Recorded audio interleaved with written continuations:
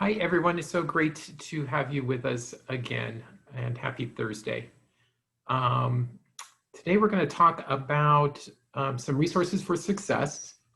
And let me just share my screen. I think I got the screen sharing stuff figured out this time, and hopefully we won't have the same sort of problems as last time. But we're going to talk about resources for success today. And the objective here is to help you all familiarize yourselves with resources created to support your success. So I think in the D2L module, there's actually, or the D2L class, there's a module by this name, and you kind of do like this little scavenger hunt, and we ask you to like go to different places on the internet to like find answers to questions. So this is kind of a deeper dive into some of that same information. So hopefully, if you've gotten to that point in the D2L orientation, hopefully you're familiar already with some of the things that we're going to look at, but we're going to go into a little bit deeper, and I'm going to try to really highlight the things that I think are most important for you to know about. So, and the handbook is a major one of those items. It's still in works for 2021, if I can help it, it will be up and going before school starts, probably the weekend right before school starts. We'll have those up for you to review. So stay tuned on that. It's a little bit of both of these things, honestly. It's hopefully not too much about things that could kill you, but it is kind of meant to help you avoid some pitfalls. But mostly it's about supporting your success. So a few things about the handbook. It's there to provide written expectations regarding policies and procedures. Sounds pretty dry, and it probably is a little dry, but it is a really great and comprehensive place to look for all kinds of information about the college and about your program in particular. Since university and college policies and processes change all the time throughout the year, and we do our best to like collect these as the year goes by and update the handbook every year. So unlike the curriculum guide, so the curriculum guide has listed what your requirements are for your degree. So that's kind of our contract with you as you start this program with us as to what courses are going to be required of you. That's not going to change. The curriculum guide, that's linked to when you start the program, and we wouldn't change that on you, without some dire necessity. And occasionally there is a dire necessity. But by and large, the curriculum guide that you start in is going to be the one you finish in. Now, you can always opt to go to a later curriculum guide if you like it better and if your faculty advisor is in agreement with that. But by and large, you're going to stay in the curriculum guide that you start in this fall. But the handbook is something that changes every year, and we need to always look at the most current handbook. And they're all very program specific. So, somebody asked about how many units can I transfer from my master's degree into my doctoral program? And the answer was different for every program because programs set specific requirements for their students. So if you're talking with somebody in a different program about what your comprehensive exam committee needs to look like, don't go by what they tell you. Look at your own handbook because it's very likely going to be different requirements that they have than you. Oh, and just to get it out of the way, passcode for this presentation is 7. So 7 is your passcode for this presentation. I wanted to just go over, so this is going to be kind of the meat of today's presentation, is just going through, we're going to look at the hub shortly and at some different things in there. We're also going to go to the Grad College website, and we're also going to look at Mezcoff's Diversity and Inclusion webpage. So this is kind of the meat of things today.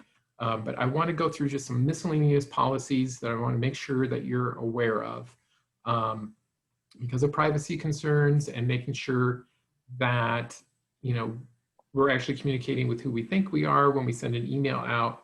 We need to always use your official U of A email account whenever, you know, we're emailing back and forth about anything that's, you know, remotely related to registration or anything that has to do with your education. It really should happen through your official U of A email account. And so far, I've been sending emails to both your U of A email account, and if I've got your non-U of A email account, I've been using that for a lot of you as well. So you might be getting double of things, and it's just because I want to make sure you get them as you're transitioning into your program. But that will stop after next week. And it will just be your U of A email account. Other miscellaneous kind of stuff. There's an annual progress report that gets done every year. This is when you check in with your program and your faculty advisor on how you're progressing and making a plan for the coming year. Health Promotion Science students, so that's the MCH and the Health Behavioral Health Promotion folks, you've gotten an extended process and or an enhanced process that actually starts in September. The annual progress report for the college starts in December. So if you're in MCH or HBHP, you hopefully have gotten an email from me about this already, unless maybe you're a late admit, in which case maybe I haven't gotten it out to you. But you should have an email about this. If you haven't gotten that, send me an email and ask for it. So there's some time limitations on the degrees that you're setting off on this coming fall. If you're an MS student, you've got a 6-year limitation. If you're a PhD student, generally speaking, PhD students or DRPH students too. I'm sorry, that should be edited. So any doctoral student, after you pass comprehensive exams, the university gives you 5 years to complete your degree. Now, programs have some more specific guidelines as far as timelines go. So I just want to make sure that the biostats know that the doctoral biostats students are expected to do their comprehensive exams within 1 year of completing your coursework.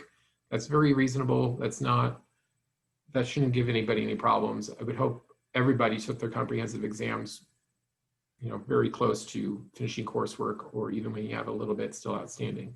By the way, if you have questions as I'm going through stuff, do jump in. If you unmute yourself, that would be the best thing. If you unmute yourself and just ask. I'll get back to the chat in just a moment though, and see if there's any questions in the chat, if you're more comfortable that way. But if you want to unmute yourself and ask a question, that would be great.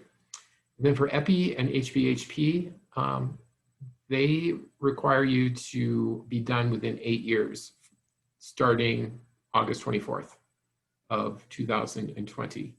So you've got 8 years to get through everything that you need to get through, which is very doable. If you're going to be a part-time student, that might be cutting it a little bit close, but not too, that should be a comfortable amount of time even for a part-time student. But do know petitions, that's the next bullet.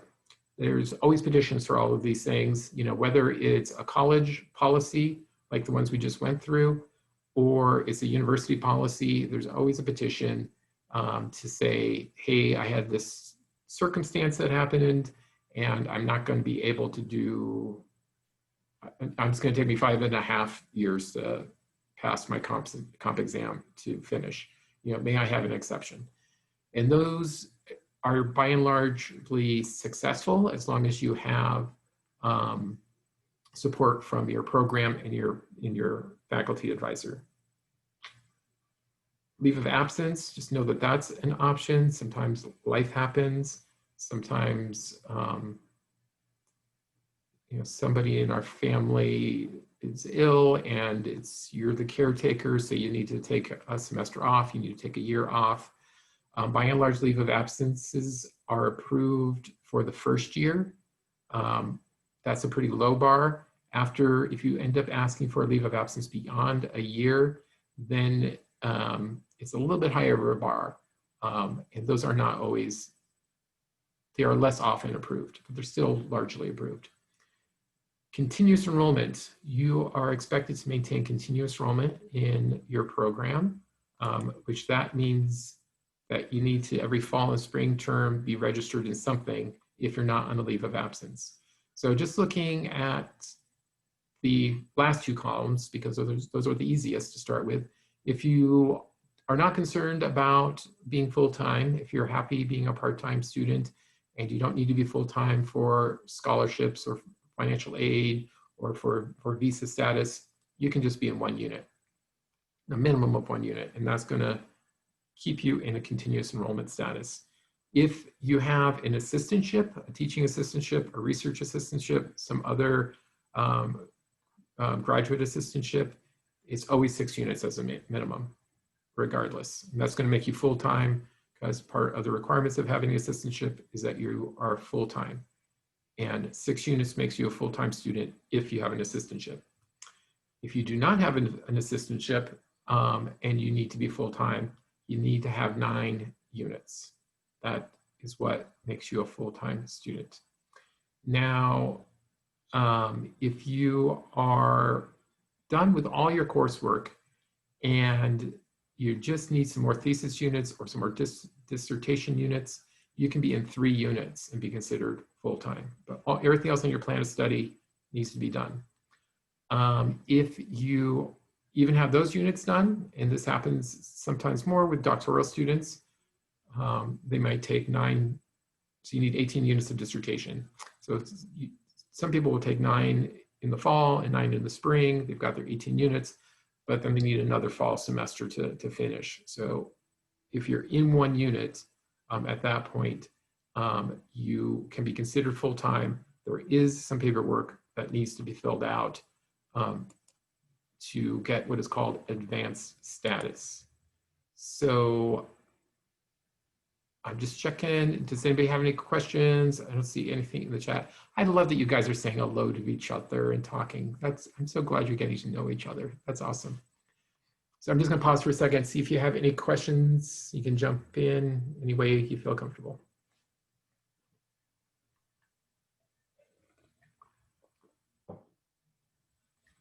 Michael, probably you get to that, but I wanted to find out, when do you guys send out information about TA-ship and GTA and stuff? Great question. And that's a hard question. It's a hard question for me to answer because I don't get involved in that. And I'm kind of grateful that I'm not, that's something that gets worked out between Chris Tisch and your programs and faculty. So, I mean, particularly with teaching assistantships, she's involved. With research assistantships, that's mainly between faculty and their programs and you. So a lot of that has gone out already. I know there were some late decisions happening, some late discussions that were happening that was partly due to changing information that we were given by the university about who we could offer assistantships to. So we were told at one point that we were not allowed to give out any more assistantships to incoming students.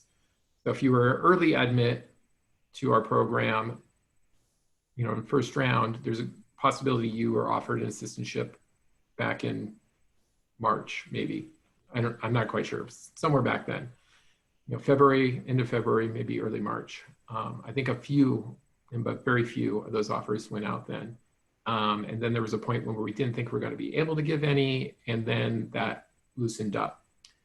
So if you haven't, if you haven't heard yet, I would encourage you to reach out to Chris with an email.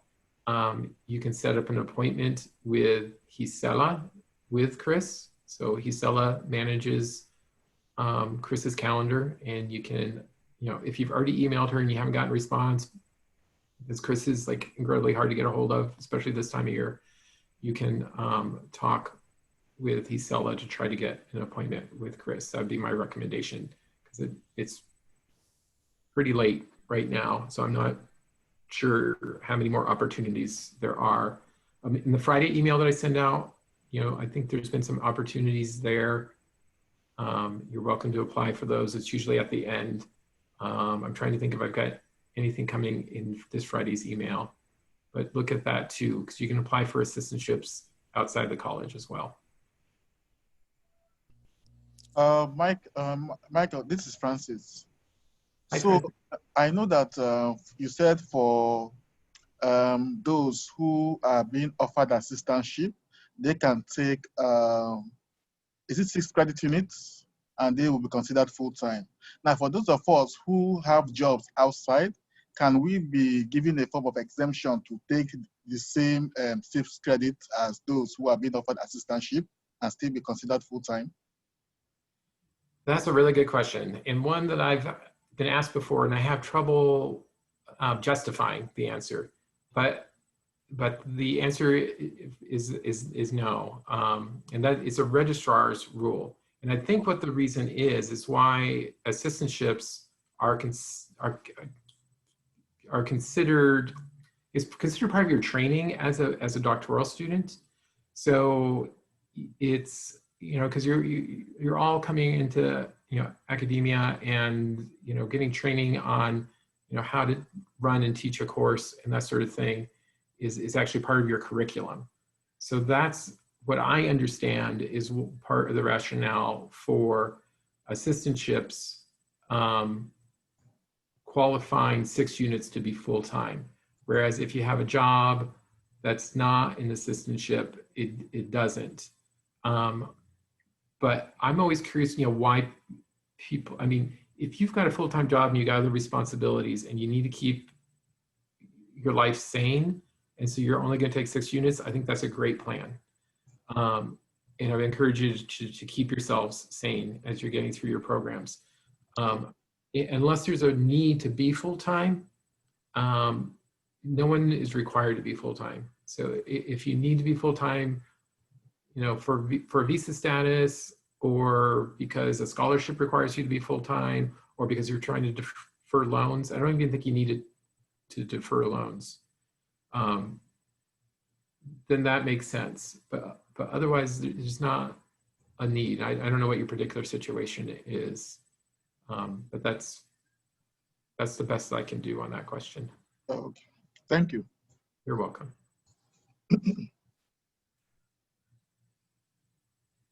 Okay, can we do teaching assistantships anytime during the program, or does it have to be during our coursework years? Possibly to TA after our comps. Yeah, that's definitely a possibility, and that definitely happens. Getting involved in finding research projects and becoming a research assistant is also a great thing to do.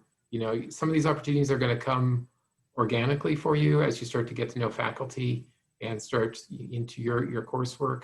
You always want to put your best foot forward in any class, which I don't have to tell you guys because you're here, you've gotten this far, so you're all probably very talented academically.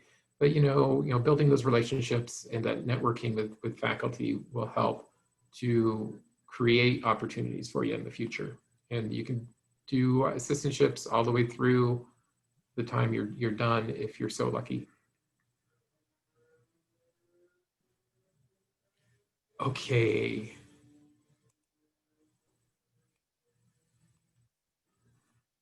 I don't see any more questions, but feel free to jump in.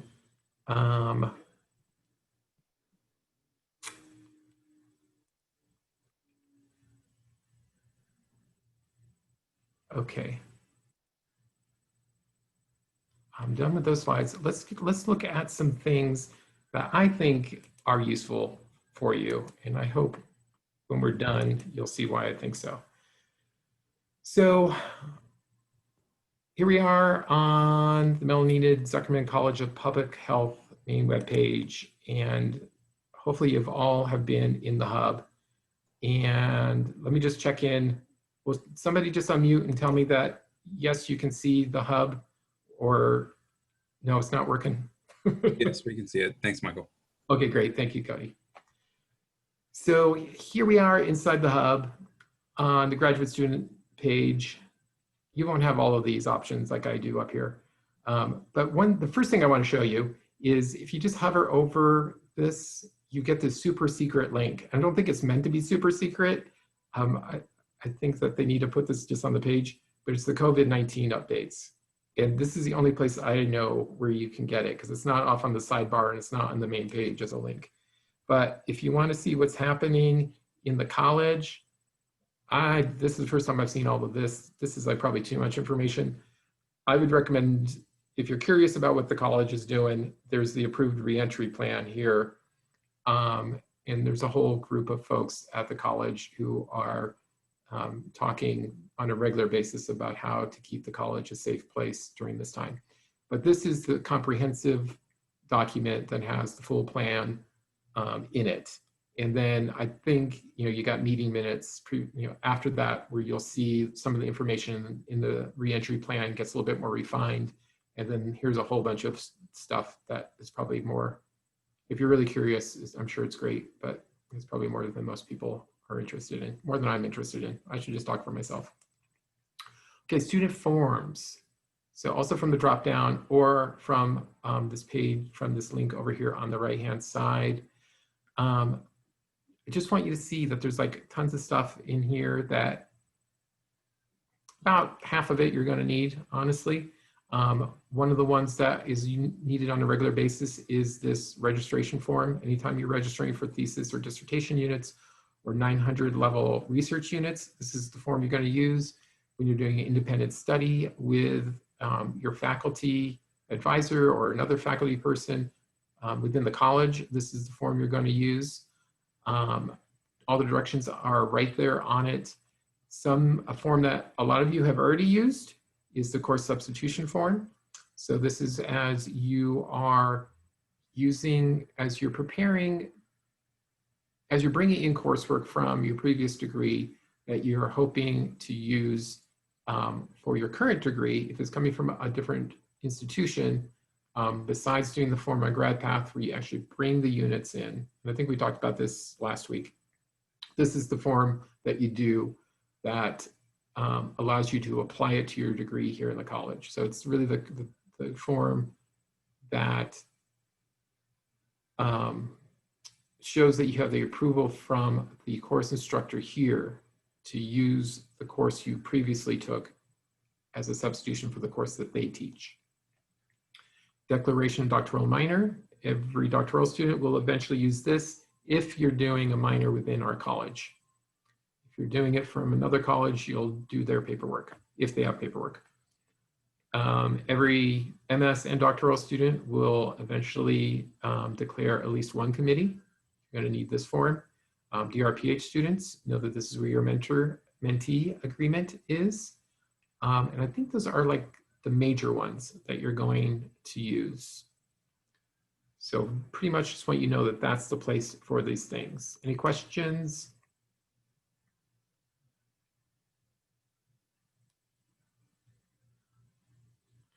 I'm not hearing any. Okay, so handbooks and curriculum guide, the next one. So you already heard me talk about this a little bit. So question for you. Here you see the 2019-20 handbooks, and there's what, 1, 2, 3, 4, 5, 6, 7 of them here. 6 of them apply to folks in the room right now. And those are all the 2019-20 handbooks. And then curriculum guides go back to 2015-16.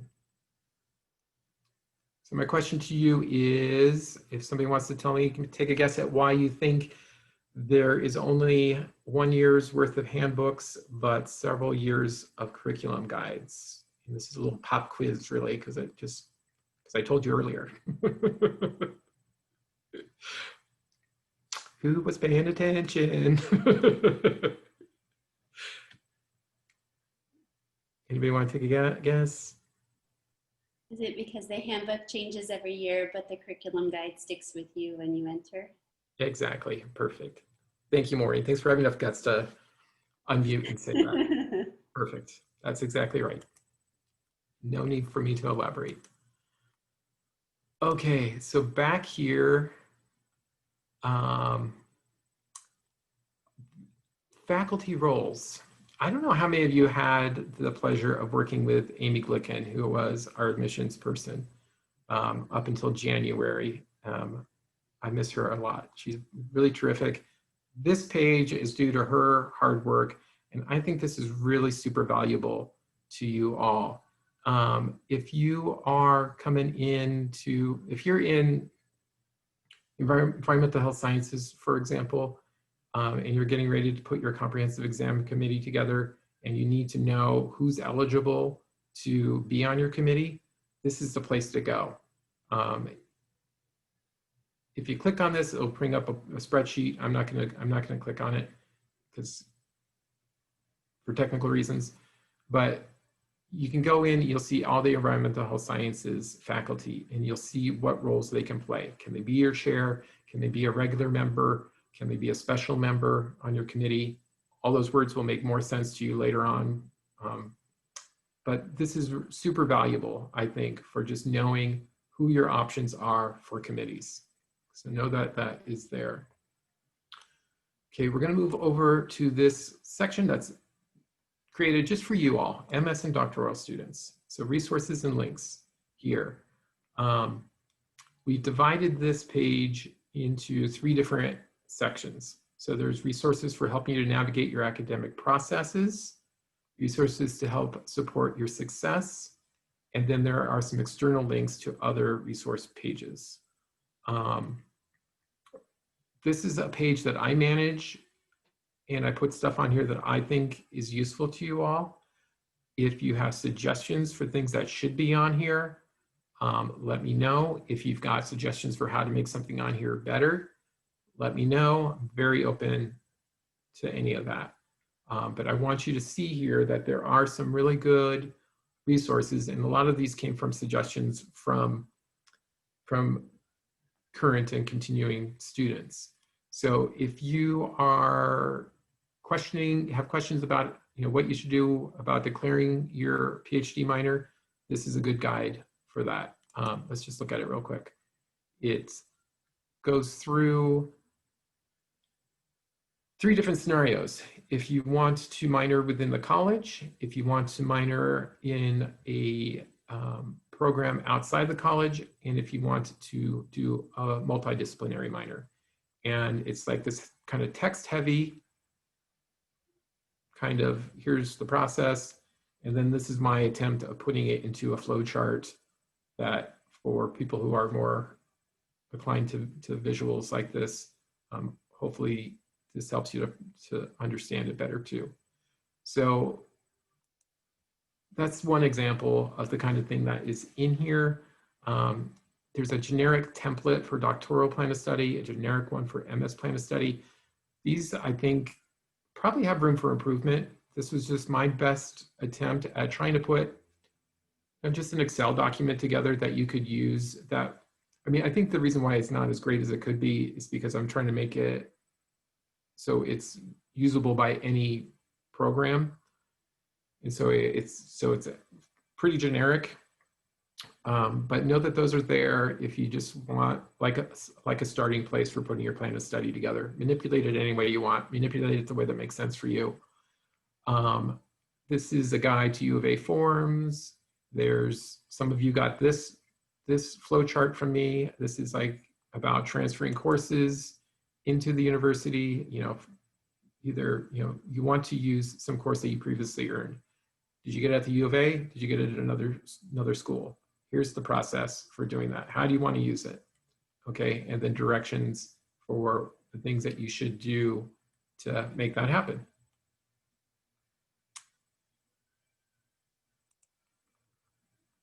Okay, resources for support your success. Okay, here's one that I really want everybody to see. This one is about funding, right? And that's always a huge thing with you all. That you're spending a lot of money to be here. You're going to be with us for several years. The one thing that I would really recommend to you is to make sure that you get signed up for this U of A grad funding newsletter. I think there's lots, from what I'm told from other graduate students, this is a really great resource.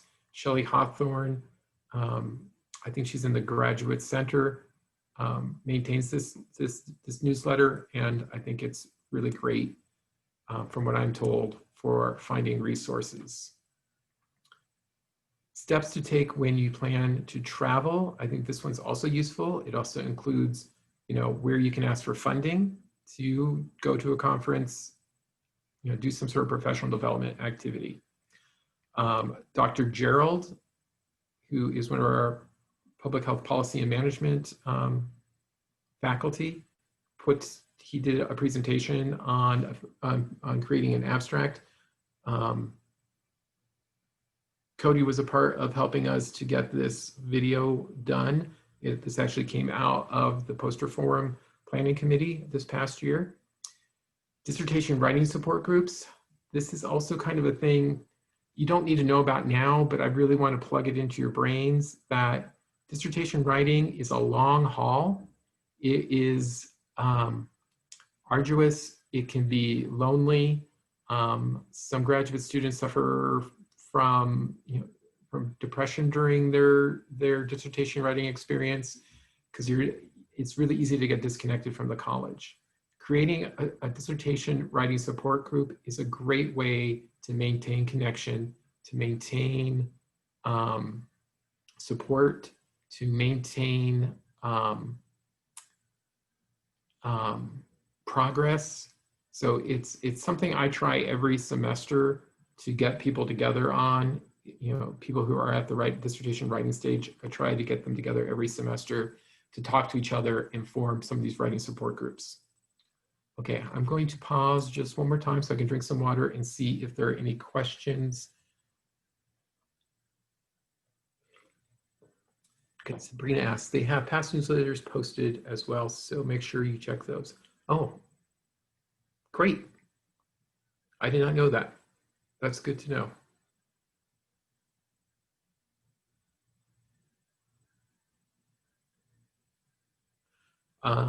Is this the same form you would complete if you want to get your MPH?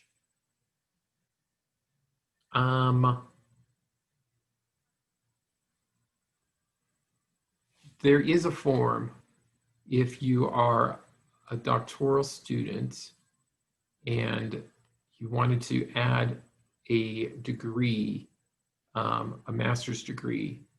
I think it is one of the forms that we passed up.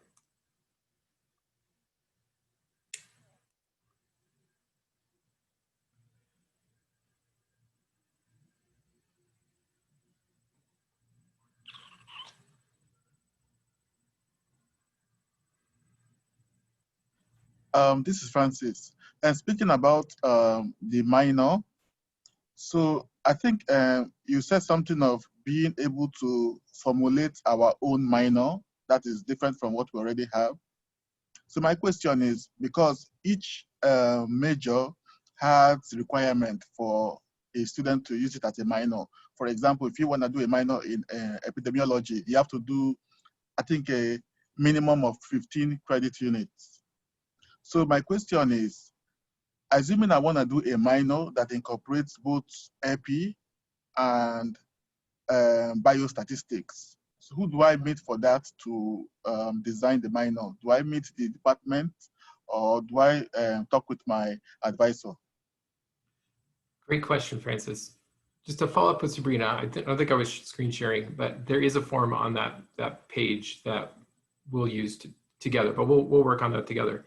Francis, that's a really good question. So it's like, you don't really want to do the biostats minor, you don't really want to do the epi minor, you want to do like a little bit of both. Yeah. Okay, so that would be a multidisciplinary minor.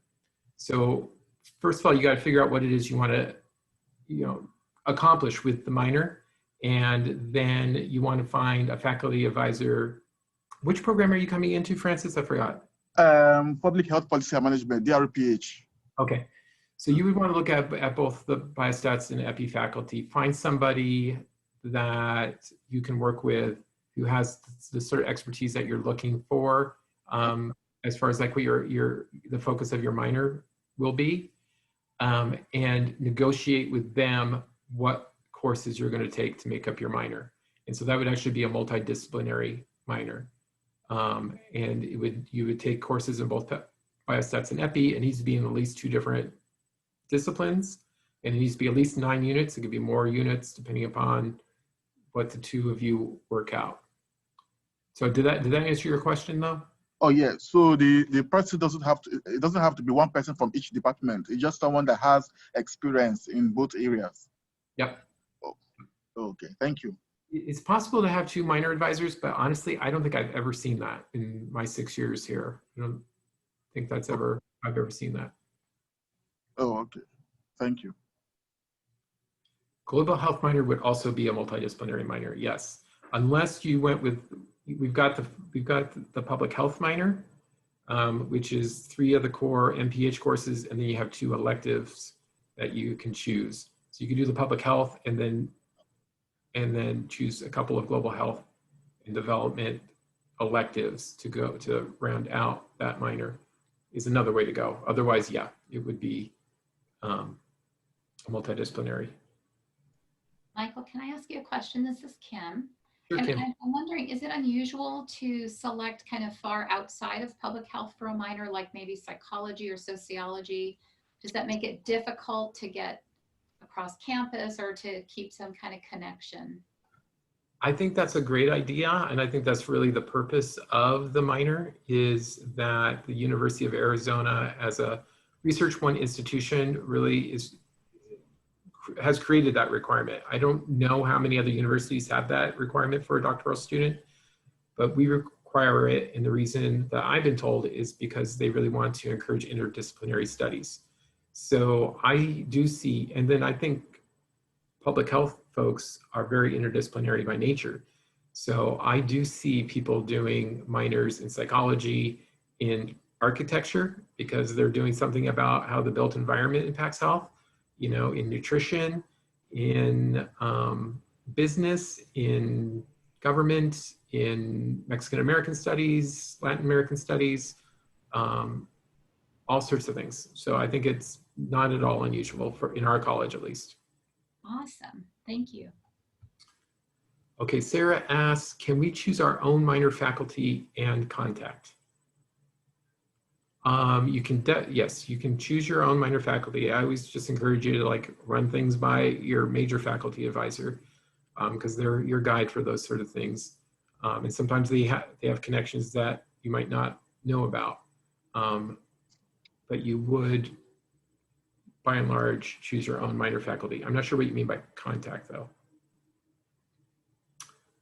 Okay, Lisa, language minor if you are interested in working globally in a certain region of the world. Sure. I haven't seen that, honestly, and I don't know what those look like at the graduate level, but definitely, yeah. I think at the graduate level, the language majors are doing, you know, a lot around culture, because usually they're coming in with the language proficiency already. So I think it's more about the cultural side of things, but I might just be making things up at this point. That's just kind of my take on that. So don't take that as gospel or anything. Okay, let's continue on. I want to show you a couple other websites. I got about 5 more minutes, so I'm going to try to jog through this a little bit quicker. Back here on the MS and Doctoral, the resources links. I just want to look at these really quickly here. Graduate and Professional Student Council. This is your representative body on the university campus. Next Friday, you're going to meet one of the representatives of GPSC, Graduate and Professional Student Council, for our college. But this is the organization that is your voice here at the university. And they do a tremendous amount of good stuff around professional development. This is also a source for funding for like travel grants and things like that. Down here, hidden, I wish they made this more obvious, it's a way to subscribe to their weekly newsletter. So you don't automatically get their newsletter. And I would encourage everybody who isn't completely overwhelmed with email to do that, to sign up for it. Was I sharing my screen? I wasn't, sorry. You guys can call me out on this stuff. It's really okay. Okay, there we go, sorry. So GPSC. Down here at the bottom is where you subscribe. Okay, let's go back into the hub. And again, I got there from the hub, MS and Doctoral Resources, Graduate Professional Student Council. Let's go to the Graduate Center also. So this is also a great place for resources. This is the other significant entity on campus that is about providing support for you all. So just looking at these things here, there's professional development, job search and preparation, writing and publishing, research resources, teaching resources. Lots of you are going to be TAs. Hopefully all of the doctoral students will have an opportunity to TA. There's stuff about mentoring, all kinds of professional development stuff here. So know that this is here to support you. All kinds of just really good stuff to dive into. And then there's also our diversity and inclusion webpage. It's honestly, it hasn't been updated in about a year, so this doesn't reflect you all coming in, but you come in and see what the demographics of our graduate population looks like. You can see, what our faculty look like, who we are, who they are, appointed professionals. This is basically staff. It's actually a subcategory within staff that needs to be expanded actually. But down here, there's also more access to resources. So more and more resources, particularly for the cultural centers. So know that, these, the African American Student Affairs, here's a link if you want to learn more about that. LGBTQ, 3 different organizations, well, 2 organizations, this is more of a program. What's not listed here is that there is a, what is it called? Med Pride or something like that. It's offered through the College of Medicine, but they extend membership throughout all of the health sciences. Stuff for people with disabilities, all kinds of things, legal services, reporting discrimination and harassment. Hopefully this is never an issue for anyone, but honestly, stuff happens sometimes. So know that these things are here. It's really our office. It's my job, it's Chris's job, it's everyone in our office's job to be there to help support your success. I want you to know about these resources, but if things come up and you come in to see me, and I'm going to be setting up some walk-in Zoom hours, my plan is not to be at the office anytime soon. Eventually, but but I want to be as accessible to you all as I can. So I'm going to be setting up some Zoom walk-in hours, always available for appointments and phone calls. Our office, we're about getting you to these resources when you need them. So I'm glad to have the opportunity to show this all to you, but also know that you have a whole office that's also available to support you. So those are the kind of the main things that I wanted to kind of plug into your brains, put it, bring some things to the surface, hopefully, of your awareness of what there is out there. Any questions about, last questions for me before I introduce our continuing students who will be talking with you for a little bit?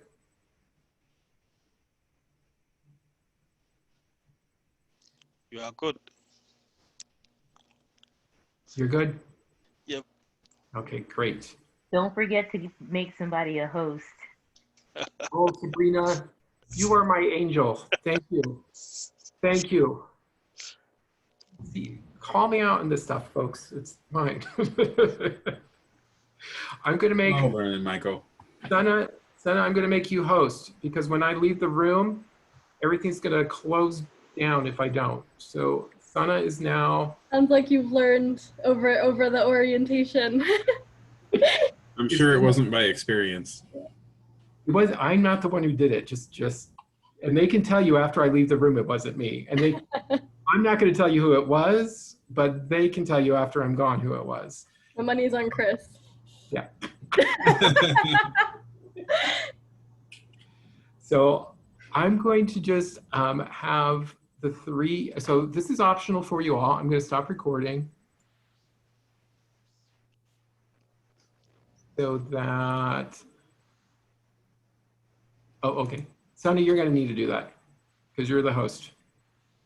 So there's a record button on the bottom.